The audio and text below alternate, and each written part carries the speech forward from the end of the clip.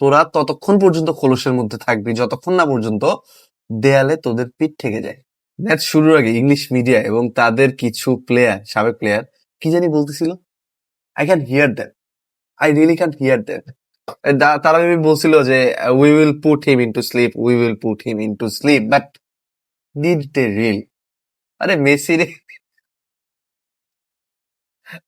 Messi alone is enough for you guys. কালকের ম্যাচে আবার প্রমাণ করে দিয়েছে যে why Lionel Andres Messi is always the difference maker, why we always trust him.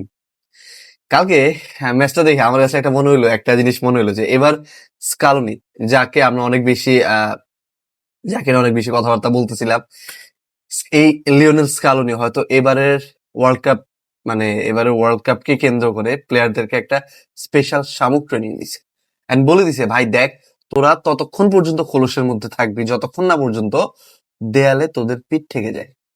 ৮০ minute পর্যন্ত এরা হচ্ছে একদম খোলসের মধ্যে খেলবে, কোনো কি বলবো, কোনো ইন্টেন্সিটি নেই, কিচ্ছু নাই। কালকে যদিও মোটামুটি ৬০-৬৫ মিনিটের পরে ইন্টেন্সিটি দেখাইছে, বাট বলে দিচ্ছে যে ওই একটা নির্দিষ্ট টাইম পর্যন্ত তোরা হচ্ছে খোলসের মধ্যে থাকবে, এরপর খোলস থেকে বের হয়ে ম্যাজিক দেখার।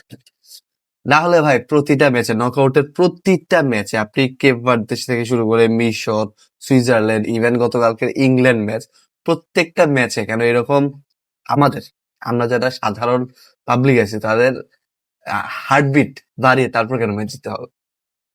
But the fact is we have one, we have one and we have made an epic comeback. And আর্জেন্টিনার এই ম্যাচটা জিততেই হতো। ইংলিশ মিডিয়ার প্লেয়াররা যেভাবে যা করছিল ম্যাচ শুরুর আগে, ওভার কনফিডেন্স যেভাবে ভুগতেছিল ভাই, they literally thought Messi is finished on the pitch. Even after scoring 8 goals already before this match, they thought they can really stop Messi. And look, ম্যাচে যখন ১-০-তে আমরা পিছিয়ে ছিলাম, ৬০ মিনিটের পরে খেলা ঘুরানোর জন্য একটা মেসি ছিল। আপনি জাস্ট হাইলাইটস দেখবেন, মেসির পায়ে বলটা দেখবেন কি করছে পুরো মাঠ জুড়ে, পুরো ম্যাচে, ৬০ মিনিটের পরে এটা দেখবেন, তখনই বুঝে যাবেন যে how can you stop this guy. তারপরে Bellingham, I have no words for him. He was literally arrogant the last night, আমার মনে হয়েছে। And he should have known that you should not mess with everyone. এবার match হারার পরেও বারকোকে পিছন দিয়ে এসে ভাই, মানে হোয়াট ইজ দিস জেস্টার? দরকার নাই তো। ওই ম্যাচ হারছো, is just try to admit it that you have lost the game. Okay, যাই হোক, তো আমি একটু প্লেয়ারদের দিকে চলে যাই। আমি গতকালকের ম্যাচ নিয়ে একটু ডিসকাস করি। গতকালকের ম্যাচে আমার কাছে Messi is obviously the best player, no doubt. আপনি ২টা অ্যাসিস্ট যে করছেন, ফার্স্ট গোলের অ্যাসিস্টটা, he found Enzo Fernandez in the perfect position to take that long range shot. যখন ওই যে কর্নারের পরে যখন এই যে শটটা নিল, এনজো ফার্নান্ডেজ একদম একটা পারফেক্ট পজিশন ছিল। অলরেডি কিন্তু এর আগে এনজো ৩টা অ্যাটেম্প করছে লং রেঞ্জ শটের, বাট ওইগুলো গোল হয় নাই। একটা সেফ ছিল, একটা বারে লাগছে, আর একটা উপর দিয়ে চলে গেছে, বারের উপর দিয়ে। বাট ওই শটটা মানে মানে ভাষায় প্রকাশ করা যাবে না how good that shot was. But এটাতে ক্রেডিট অবশ্যই মেসিকে দিতে হবে ভাই, যেই অ্যাসিস্টটা করছে, মার্ভেলাস।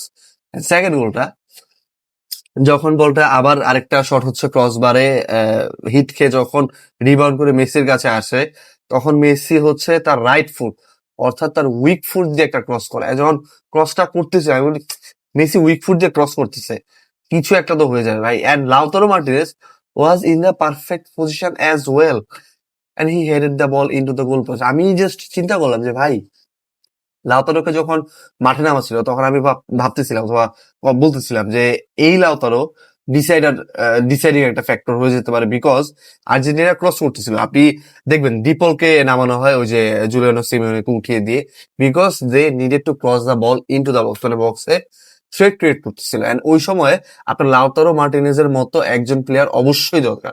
তবে একটা ভয় ছিল মনের মধ্যে যে ভাই লাউতারো নাকি আবার লর্ডগিরি করে বসে গতকালকের ম্যাচেও, but he didn't do such thing, and the goal was excellent. Excellent ball. মানে যেই ক্রসটা দিছে পারফেক্ট, যে হেডটা গোলে গোলে গোলে পরিণত করছে, that was picture perfect as well. And Lautaro Martinez, বাকি অন্য যে প্লেয়ারটা ছিল, আমি অবশ্যই এনজো ফার্নান্ডেসের কথা না বললেই নয়। Enzo was really great, really good yesterday. But যেই কনসার্টটা ছিল ম্যাচের মোটামুটি হাফ টাইম অথবা ম্যাচের শুরুর কিছুক্ষণ পর থেকে যেই কনসার্টটা ছিল স্পেশাল, সেটা হচ্ছে আমাদের দুইজন সেন্টার ব্যাক কিন্তু হলুদ কার্ডে খেলছিল। অ্যান্ড আমি ভয় পাচ্ছিলাম এটা, যে ভাই বার্সেলোনা সাপোর্টার তো তো আমার দেখা যায় যে বার্সেলোনা ইউসিএল এ ওইরকম একটা হলুদ কার্ড অথবা একটা একটা বাজে একটা ইনসিডেন্ট করে একটা লাল কার্ড খেয়ে ফেলে, তারপর হচ্ছে ম্যাচ থেকে আমরা এমনিই আউট হয়ে যায়। তো কালকে দুইজন centre, first of all Lisandro হলুদ কার্ড খাইলো, তারপর হচ্ছে Romero.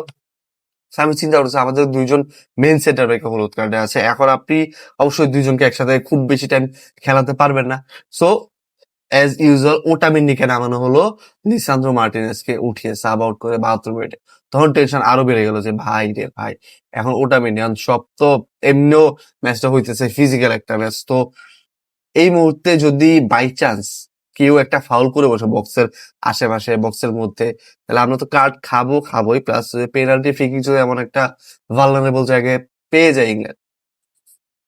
But really I have to say যে আমাদের ডিফেন্ডাররা পরবর্তীতে ভালো করছে, যে রোমেরো একদম লাস্ট মিনিট পর্যন্ত খেলছে even with that yellow card, and he really played well. Lisandro মার্টিনেজও ভালো খেলছে যতক্ষণ খেলছে। বাট যাকে আমার কাছে সবচেয়ে বেশি পেইনফুল লাগছে গতকালকে, সে হচ্ছে Molina, the goal he consider. যখন গর্ডন রান মেক করছে, মানে যখন বলটা ডেলিভারি দিচ্ছিল ওই অপোজিট উইং থেকে, তখন কিন্তু গর্ডন মলিনার পিছনে ছিল, এবং ওই পিছনে থাকা সত্ত্বেও Gordon made a beautiful run and Molina could do nothing. এই ব্যাপারটা দেখে মনে হচ্ছে ভাই, what's the use of Molina in this team. পরবর্তীতে মন্টিয়েলকে নামানো হয়। Montiel was quite good, at least better than Molina in terms of like কি বলে, যে অ্যাটাকিং থ্রেট বলেন আপনার, ক্রিয়েট করা বক্সের মধ্যে একটা ক্রস দিচ্ছিল, মোটামুটি একটা ভালো লিঙ্ক আপ প্লে করতেছিল এর সাথে, রদ্রিগো ডিপোলের সাথে। আমি বলবো যে Montiel was better than Molina in last night. So overall, it was a good performance, and again, team bonding really wins you games. বাকি আপনাদের এই ম্যাচ সম্পর্কে মতামত জানাতে পারেন কমেন্ট বক্সে, যে এই ম্যাচে মানে আপনার অনুভূতি কি ছিল, টোটালি আপনি কেমন ইয়া করছেন, ভাই কেমন এনজয় করছেন ম্যাচটা, জানাতে পারেন কমেন্ট বক্সে। এন্ড অবশ্যই ফলো করতে ভুলবেন না ভাই, রেগুলার ভিডিও আসছে কিন্তু পুরো ওয়ার্ল্ড কাপ, সো ফলো করুন।